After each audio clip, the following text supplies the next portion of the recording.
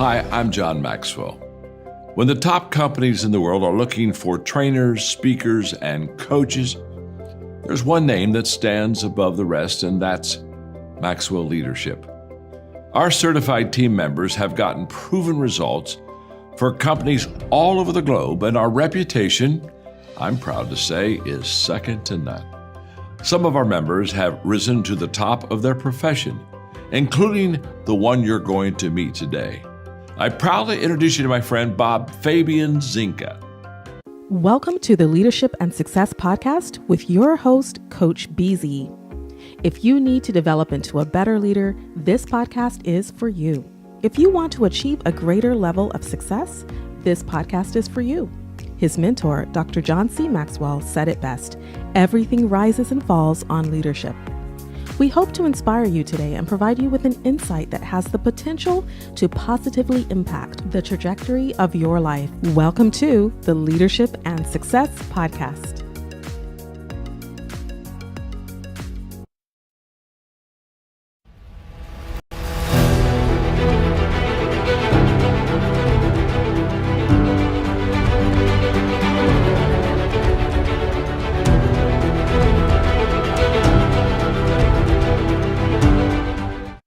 We all have a level of complacency.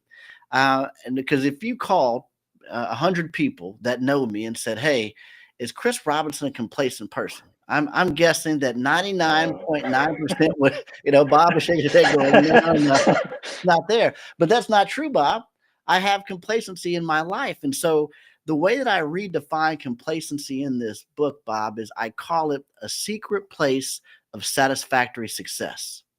Now, that's where our good becomes good enough. Now, when we're developing in something or trying to become proficient in something, like we give it all of our effort, like we're trying to learn it, we're trying to develop, and, we get to about 80%. And then at about 80%, in order to get that next 20%, it really takes a lot of work. And oftentimes we don't want to do the work to actually fulfill our potential. And so we will get good at something, but our potential is much greater than our good. And so the gap between our good and our potential is great. And so we all have complacency in our lives, and we have to figure out where's that secret place of satisfactory success. So what you pulled up there earlier there was we have a free assessment that you can take called the Complacency Assessment Profile. And it gives you not only where you're at right now in complacency, but it gives you action steps in order to move forward. So that's a free assessment that you can take, and that's going to add value to your life.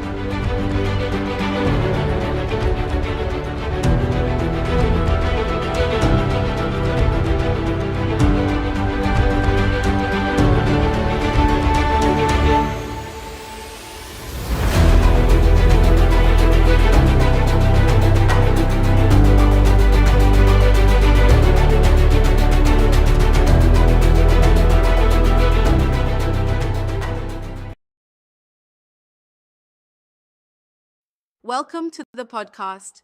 Today we're diving into the idea of moving from drift to drive in leadership. You know, that moment when things feel good enough, but there's a deeper call to growth. Absolutely. It's fascinating how someone can be so successful yet feel unfulfilled because they've only hit a plateau. It's like, what's the missing spark? Exactly. We're talking about the work of Chris Robinson. He's a powerhouse at Maxwell Leadership, and his new book, From Drift to Drive, really shows that drifting isn't laziness. Right. It's motion without meaning, where our achievements settle into satisfactory success rather than pushing us into our full potential. Yeah, that phrase, satisfactory success, is so striking. It calls out that feeling when success becomes comfortable. You know, like having a fully booked calendar, but your heart isn't in it. It really challenges that notion that if you're busy, you're necessarily moving forward. Absolutely. And Chris's own journey reflects that. In his 20s, he was raking in a high six-figure income, owning fancy cars and houses, but deep down he felt empty, like everything was too easy and there was no challenge. That's so true. And it's not about failing. It's about reaching a point where good becomes good enough. It's kind of like when you're playing a sport. You're winning, but you're not pushing to break your own records. Right. And his 7-step framework, clarity, gathering, filtering, guidance, relationships, action, and evaluation, gives a clear map for anyone who wants to switch gears from complacency to intentional growth. Yeah, Starting with clarity, for example, he emphasizes you cannot have what you cannot see, meaning you need a precise vision. It's like, if you don't know your destination, every road leads nowhere. I totally get that. But what about those moments when your vision is a bit fuzzy? Sometimes it feels like overthinking or confusion can actually block that clarity. What do you think? Good point. Yeah, the trap for clarity is definitely overthinking. You know, if you're paralyzed by analysis, you never set a clear goal. Chris suggests starting with one specific leadership goal, narrowing it down so that every decision and step aligns with that vision. Yeah. And once you're clear, the next step is gathering the right resources, right? Not just information, but information that speaks directly to your goal. It's like choosing nutritional food instead of junk information. Exactly. Gathering without focus leads to a cluttered feed of intellectual junk. You need to curate content. That's where his idea of layered learning comes in. You collect targeted books, courses, even podcasts, all aligned to your specific outcome instead of consuming everything in a random stream. Right? That filtering process is so critical these days with the overload of content. Without filtering, you risk analysis paralysis. I mean, you might know a little about everything but master nothing, if you ask me. Yes, and that's why Chris talks about filtering. It's like being a bouncer at your own mind, only letting in what's useful and blocking out the noise. This is Absolutely. exactly what high achievers need to focus upon. Then we move on to guidance. Chris stresses that we're not meant to figure it all out alone. It's about having a mentor or a guide to help navigate these challenges. Right on. He champions the idea that all significant achievements come from having a guide. Whether you pay to get into a mentor's program or serve to get close to them, it's about intentional proximity to those who have already walked the path. Yeah. Speaking of proximity, building relationships with like-minded people is another key step. It's more than just networking. It's creating a community that challenges you. Exactly. Relationships mean surrounding yourself with individuals who aren't comfortable with mediocrity. They're the ones who push you to excel. It's a bit like having a sports team where every player's strengths lift the whole squad. And then comes action, which is a point where many leaders get stuck. They over-prepare and never actually act. The mantra, learn a little, do a little, then evaluate, really summarizes how action beats mere intention. Yes, and that evaluation cycle is the secret sauce. Evaluating what you've done, learning from mistakes, and then adjusting your approach, this creates real acceleration in growth. It's almost like a feedback loop where every cycle refines your performance. Right, especially in high-stakes environments like the military or cybersecurity. They use after-action reviews all the time. It makes sense to embed that in personal development as well. Absolutely. And you know, pitching it all together, being the same leader on and off stage is critical.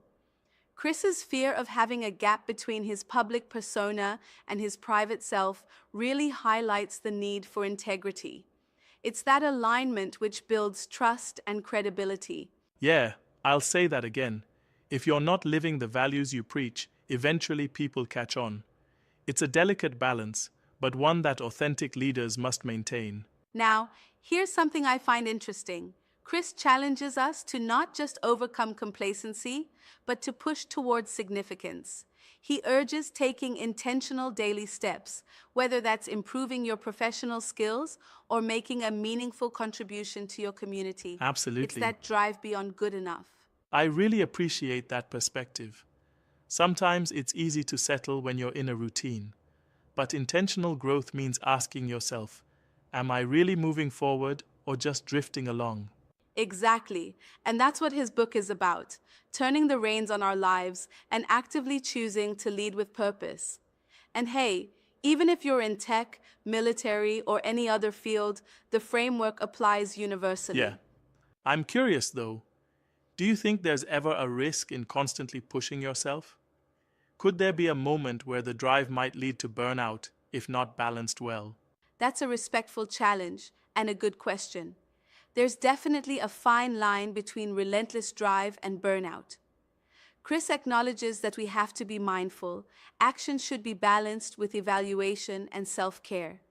It's not about doing more at the expense of your well being, it's about doing smart, sustainable work. That balance is key. Yeah, absolutely.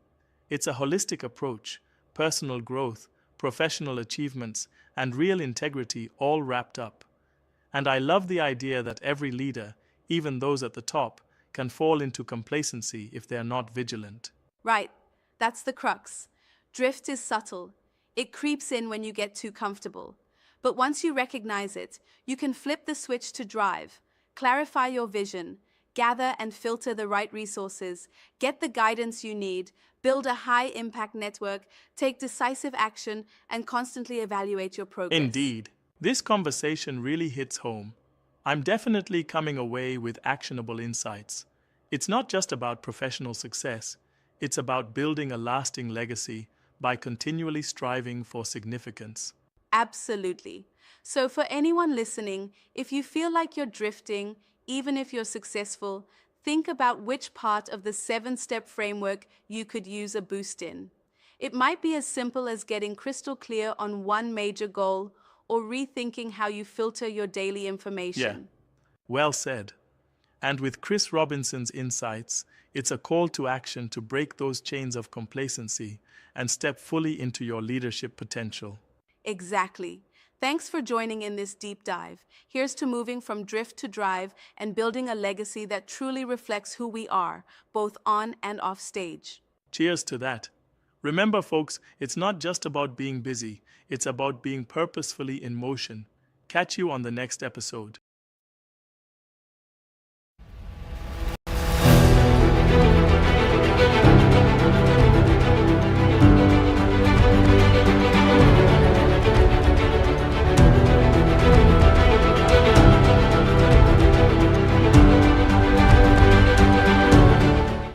Actually, Chris, we have a question on LinkedIn from Daniela McCoy from New York. She's saying, kind of related to this, can you talk more about proximity and who you surround yourself with? I am working on developing my personal board of advisor. I am in the stage of determining who to ask or who do I want to surround myself with. Yeah. So you got to be highly intentional in that. So when it comes to proximity of people, if you're looking for guides and mentors, there's two ways to get a guide or mentor: either seek to serve or pay to play. Okay. Meaning that you're either going to pay someone to get proximity to them. You're going to pay them to be your coach, your mentor, be a part of their program, etc. Or you're going to serve that individual so that you can get proximity. So what can you do, or what skill set do you have, or how can you add value to that individual that gets you access and proximity? Not to take from them, but to give to them because you just want to get in the room. And then when it comes to, peers, that's simply being intentional about, hey, who are the people that I want to be around and be like, and where are they hanging out? All right. What conferences, what events, what fitness facilities, what clubs, what private groups, are they a part of? And again, am I willing to pay to be a part of that group? One group that I'm a part of is a exotic car club. I'm a part of an exotic car club. I love, the supercars, and, there's a fee and a membership and an application that had to be paid thousands of dollars just to be a part of this club. But I knew that I wanted to be around these types of owners. Okay. These are business owners. These are professionals. These are, exotic car owners. Hey, I'm intentional about that. Same thing for speaking. That's how I ended up with Maxwell Leadership. I wanted to be around other speakers. What that required? That required an investment, yes, of thousands of dollars to be inside the room. But then now I'm around the room of like-minded people. So there's pay to play and there's seek to serve. But be intentional about who it is that you want to be around. Wow, that is wonderful. And maybe the only thing I would add to this, Daniela, is sometimes you can be mentored from a distance too, just by reading a book. Like, for example, one of my greatest mentors is General Colin Powell. Even now that he's no longer with us, he still mentors me through his work and his books. Like I was, I think, 16, 17 years old when I first heard of Dr. Maxwell. Actually, back then, I believe he was a pastor in a church in San Diego, talking about leadership all the time. So I started reading his book, getting back then they had cassette tapes. My kids don't know what that means these days, but yeah. So I've been mentored from him. He didn't know my name. We never were in physical proximity, but he was my mentor. He was my guide. And then I finally met him face to face. I believe it was 2007 at the Church of the Island in Birmingham. But anyway, and then later I was a member of the Maxwell Leadership Coaching. But anyway, and then the other thing I want to add to this too is it's very important, like Chris said, to really invest in what you prioritize, right? One of my mentors, Brian Tracy, says you need to spend at least 3% of your income. It doesn't matter if you only make $1 or $5,000 a year. It doesn't matter. 3% of your income needs to go into your personal development. You need to spend it out. But I think eventually you need to spend about 10% of your income. When I started this, back when I was 17, 18 years old, I was only making maybe $15,000, $17,000 a year. Now I make a lot more than that. So 10% of my income now is a lot. And I need to find ways to spend that money. And things like Maxwell Leadership Training and Curriculum, those are the places where you need to be. You need to be in the room where decisions are being made. Anything else you would like to add to this, Chris? Yeah, no, you're absolutely right. Investing in yourself is the best investment that you can make. And I think a lot of people oftentimes are scared to make that investment in themselves outside of traditional schooling. They're scared to do that because of maybe perhaps failures in the past or things that didn't work out.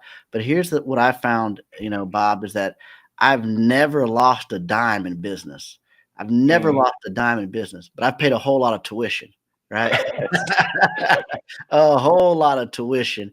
And it's okay if we look at it is that every single thing that we invest in, if we can get one thing from that to shape or shift our perspective, our thought, or our philosophies, or to get us to look at something different, that just gets us one step closer and forward to who we're supposed to become. Yeah, that is awesome. So